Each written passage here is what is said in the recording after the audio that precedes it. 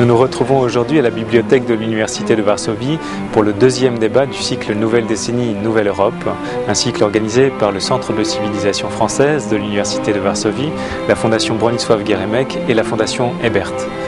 Le débat d'aujourd'hui portera sur la sécurité d'approvisionnement énergétique de l'Europe.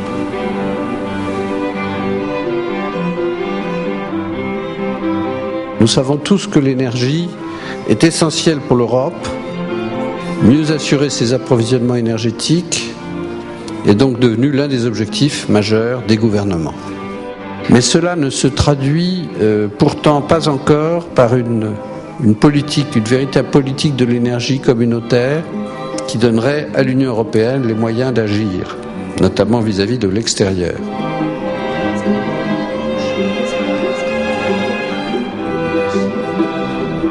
Czasami zapominamy o tym, jak ważny jest problem energetyki, jeśli chodzi o wyjście Europy z kryzysu. Gratuluję tej tematyki. Ona naprawdę w tej chwili jest najważniejsza i obecności również przedstawicieli Francji i Niemiec na tym spotkaniu. Teraz jeśli chodzi o europejską wspólnotę energetyczną, którą rozpoczęliśmy z Jacques Delors 5 maja, to nie jest rozwalanie tego, co już istnieje, bo istnieje wiele wspólnych rozwiązań. Jest to impuls polityczny, co starałem się podkreślić w moim liście. Jeśli rozwiążemy pozytywnie sprawy zaopatrzenia w energię. Osobiście uważam, że tak jak kiedyś wspólnota węgla i stali była tym prekursorem Unii Europejskiej, tak samo europejska wspólnota energetyczna powinna być jednym z najistotniejszych elementów współpracy w najbliższych latach. Il est vrai que l'énergie a été dès le départ un dossier très important pour la construction européenne, puisque la communauté européenne du charbon et de l'acier était le premier traité à la suite de la déclaration Schuman. Ceci dit, entre-temps, les étapes les plus récentes, la création du marché intérieur avec le plan Delors en 92 États, l'énergie a été un peu mise à part parce que c'était considéré comme un domaine extrêmement régalien pour les États membres, et notamment la question du mix énergétique. Par exemple, est-ce qu'on fait du nucléaire ou est-ce qu'on ne fait pas de nucléaire? C'est vraiment une décision qui relève uniquement des États membres aujourd'hui, ce qui pose un problème quand on réfléchit à une politique européenne de l'énergie. Obawiam się, że jeszcze jest daleko do tego, żeby taki system wspólnej energetyki europejskiej skutecznie zadziałał, dlatego że jak w tej dzisiejszej dyskusji podkreślono, istnieje problem, kto jest za to faktycznie odpowiedzialny.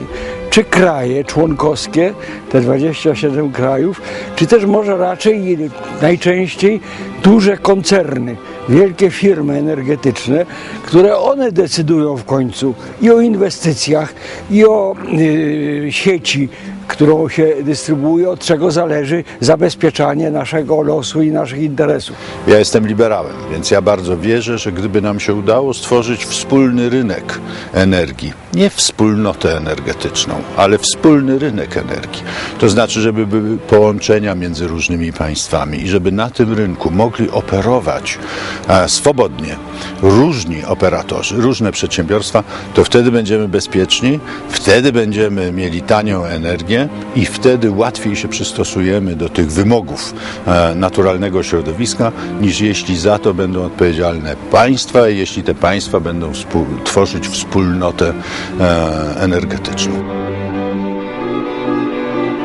Polska jest krajem chyba najbardziej doświadczonym konsekwencjami pakietu klimatyczno-energetycznego, bowiem nasza struktura elektroenergetyki jest zdominowana przez paliwa stałe. La Pologne fait face maintenant à des choix absolument critiques en termes de son mix énergétique. Le charbon qui constitue la base est beaucoup plus cher avec l'introduction du paquet énergie-climat. Donc la Pologne doit changer. Alors la première source, je pense, c'est l'efficacité énergétique. En dépit de beaucoup d'efforts, il reste beaucoup à faire. La deuxième, c'est la question de l'indépendance et de la diversification en matière du gaz. Et là, on a un terminal LNG à Świnoujście qui est en construction. Mais le gros du besoin devra être fait, couvert grâce à l'énergie atomique, l'énergie nucléaire. La problématique de sécurité de l'approvisionnement en gaz est venue au premier plan avec les ruptures d'approvisionnement que nous avons connues. L'appel du président Buzek et de Jacques Delors à créer une communauté européenne de l'énergie est intéressant parce qu'il témoigne des limites de la méthode communautaire actuelle. L'Union européenne s'est focalisée sur l'idée de créer un marché intérieur de l'énergie en libéralisant le marché du gaz et de l'électricité, en ouvrant les frontières, en travaillant sur des principes de concurrence pour créer ce grand marché intérieur de l'énergie. Mais on voit bien aujourd'hui avec la préoccupation beaucoup plus importante de sécurité d'approvisionnement, notamment suite à la flambée des prix en 2008, des prix du pétrole, des prix du gaz, des prix de l'électricité, la crise d'approvisionnement avec la Russie, que le marché intérieur de l'électricité et du gaz n'épuise pas la problématique et que c'est un sujet qui est stratégique pour l'Europe, c'est un sujet qui a des composantes géopolitiques majeures, que ce soit les relations avec les pays du Moyen-Orient, les relations avec la Russie, et qu'à l'avenir, l'Europe sera de plus en plus importatrice de pétrole et de gaz. Et par ailleurs, elle a un problème d'investissement majeur dans le domaine de l'électricité. Donc je crois que cet appel du président Buzek et de Jacques Delors témoigne du fait qu'il faut avoir une vision réellement stratégique sur l'énergie, qui passe aussi par une diplomatie, une politique énergétique extérieure commune, c'est-à-dire une approche commune vis-à-vis de la Russie, vis-à-vis des pays producteurs. Et il faut reconnaître que ce n'est pas le cas aujourd'hui. Und schließlich, auch das ist eine kurzfristige Dimension, ist die politische Dimension, die Frage, wie gehen wir mit unseren Partnerstaaten um, wie gehen wir mit ressourcenreichen Staaten um, die in unserer näheren Umgebung liegen, speziell Russland natürlich aus dem mittel- und osteuropäischen Kontext. Wichtig dabei aber anzumerken, dass der Umgang oder die Interessenlage in dieser kurzfristigen Dimension nicht für alle Mitgliedstaaten die gleiche ist. Und das haben wir gerade sehr gut auf der Karte gesehen. Das Bewusstsein darüber, dass wir in Europa noch kein gemeinsames Verständnis oder zumindest noch keine gemeinsame Zielrichtung in der Frage der Energiesicherheit gewinnen, ist, denke ich, eine ganz entscheidende, um zu verstehen, wie weit der Weg vielleicht noch ist, den wir in den nächsten Jahren gehen müssen. Serdecznie podziękować, bardzo podziękować Państwu za udział w tej dzisiejszej bardzo ciekawej dyskusji. Dziękujemy bardzo.